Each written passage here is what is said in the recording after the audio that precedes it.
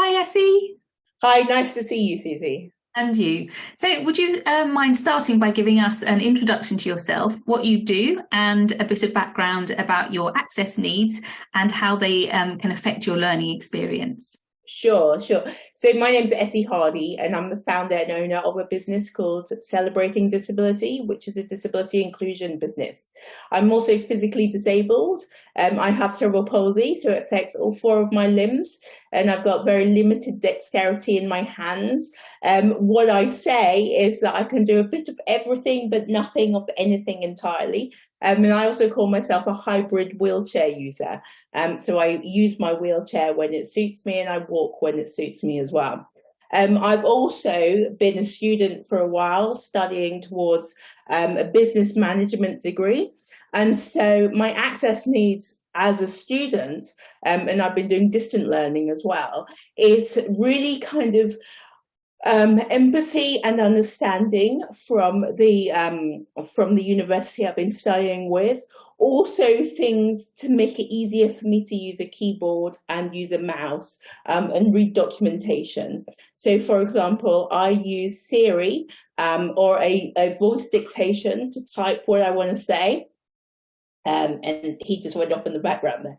And I also it helps me a lot to be able to tab through the keyboard. And I also sometimes use my computer to read out loud long pieces of text to me. And sometimes when I need to type up notes or write long documents, I have a personal assistant. So I will record what I want to say and send it over to them, and they will type it up for me. Okay, so it sounds like technology can really help you in your learning experience. So, especially kind of helping you to learn independently. So, have you had any kind of experiences of when that's actually been the case?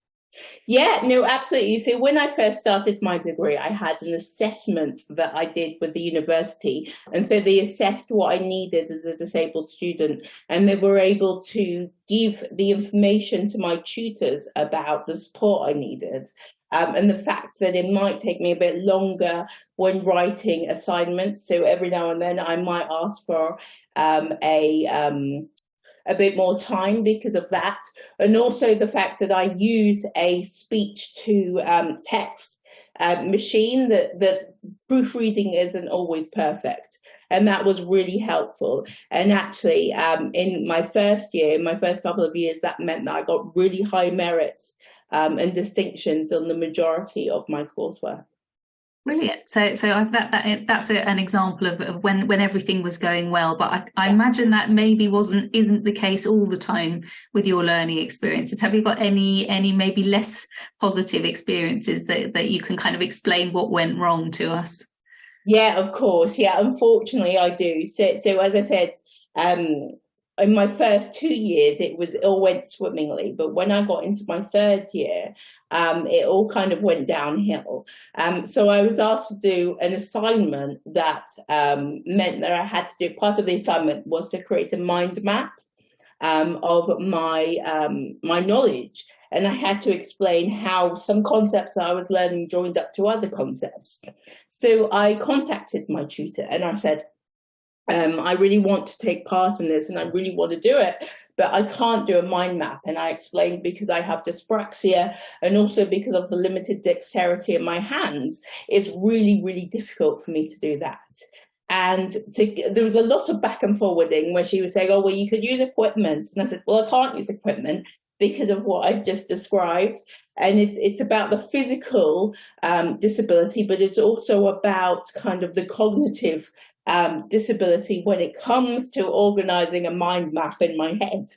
I said, I can suggest to you loads of other ways that we could do this for me to demonstrate my knowledge that isn't about mind maps. So I actually made suggestions to them. And she said, no, you have to do a mind map. And I said, well, this isn't fair.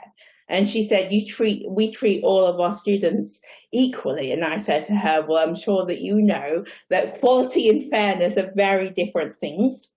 And that's when she stopped talking to me and put me in touch with the module kind of representation. Okay. And they said they actually acknowledged that I was being discriminated against, but Okay. refused to do anything about it. Okay. Gosh, so that must have had a terrible impact on your learning experience and your confidence, I would imagine, as well.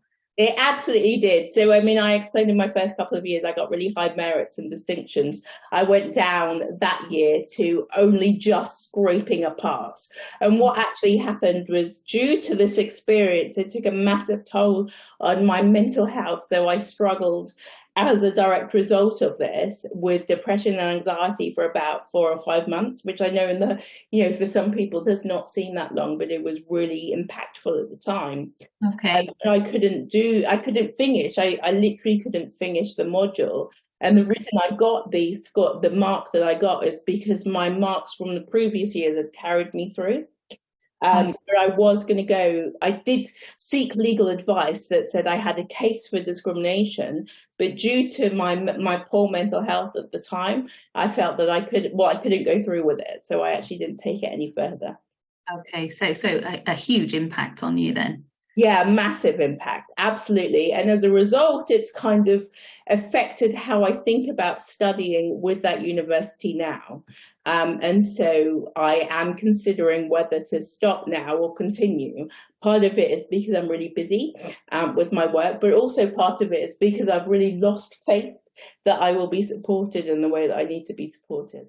So thanks so much for sharing that, Esi. So I think many learning practitioners aren't really aware of the impact that the choices they make around their assessments can have on their learners. Obviously, this is kind of a really extreme example. And I know that a lot of people who are using authoring tools to create learning content, they maybe wouldn't have the option of having a mind map as one of the assessment methods that they might choose. But I do know that in lots of authoring tools, there are still things like quiz questions that we use for assessments in e-learning, which are not keyboard accessible. So they do have a direct impact. So things like word banks, where you have to drag words around, and general drag and drops can cause a real problem for people who are using assistive technologies such as keyboard interfaces to kind of interact with content. So do you have any advice that you can give to kind of learning practitioners as using authoring tools on what they can do to make sure that they are not excluding people from their assessments and having a really negative impact on learning experiences? So yeah, definitely. I mean, I've got quite a few pieces actually that I'd like to share. So firstly, I think it's really important to not make assumptions about what disabled people can and they can't do. So the example of the mind map that I just gave, there were so many other alternatives that they could have gone with so that I could demonstrate my ability, but they just made assumptions that either I was being lazy or that they couldn't be bothered to think about something else. So really kind of try and think outside the box about how else, what is the goal that somebody is trying to get to? The goal that the university was trying to get to was to understand that the person could demonstrate their knowledge and knew the piece of material. The mind map was just one way of getting to that end result. So what other ways can you get to your goal with your students? Also, I think really important to understand the authoring tool that you're using. So different authoring tools might be able to do different things.